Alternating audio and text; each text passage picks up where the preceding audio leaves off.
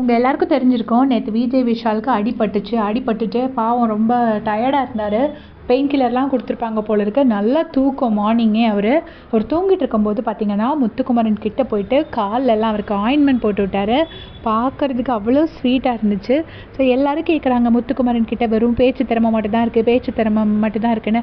அவர்கிட்ட ஒரு நல்ல மனசு இருக்குது, அது யாருமே பார்க்க மாட்டேங்கிறாங்க. அதை தான் நம்ம சொல்கிறோம். விஜய் விஷாலும் அருணும் நல்ல ஃப்ரெண்ட்ஸுன்னு தெரியும். அருண் விஜய் விஷால் போனாருன்னு ஹாஸ்பிட்டல் போயிருக்காருன்னு சொல்லும்போதே பயங்கரமாக அழுதார். அருண் ராணுவ 2 பேருமே விஜய் விஷாலை ரொம்ப கேர் எடுத்து பார்த்துக்கிறாங்க. அதை நம்ம பார்க்க தான் செய்கிறோம்.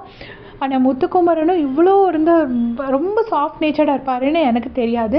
இன்றைக்கி போயிட்டு தூங்கும்போது நீ படுத்துக்கடான்னு சொல்லிட்டு ஆயின்மெண்ட் போட்டு விட்டுட்டு விஜய் விஷாலை நேத்திக்கும் அருண் அழும்போது கூட ரொம்ப மோட்டிவேட் பண்ணி பேசியிருப்பார். அவனுக்கு ஒன்றும் ஆகாதவன் நல்லபடியாக திரும்பி வருவான், நீங்கள் கவலைப்படாதீங்க அப்படின்னு சொல்லி பேசியிருப்பார். ஸோ இந்த பாய்ஸ்குள்ளே ஒரு நல்ல பாண்டிங் இருந்துச்சு. இது பிகினிங்கில் இந்த பாய்ஸ் vs கேர்ள்ஸ் கான்செப்ட் இருக்கும்போது நல்லா இருந்துச்சு. அப்புறம் ஏதோ ஒரு இடத்துல டீவியேட் ஆகி போயிடுது. இப்போ திரும்ப பிக் பாஸ் எண்ட் ஆக போகும்போது அதே பாண்டிங் திரும்ப பார்க்கறதுக்கு ரொம்ப பியூட்டிஃபுல்லாக இருக்குது. அவங்க இந்த மொமெண்ட்ஸ் எல்லாம் அப்படி வெளியே போய் செரிஷ் பண்ணால் நல்லாயிருக்கும்னு நினைக்கிறேன். உங்களுடைய கமெண்ட் சொல்லுங்கள்.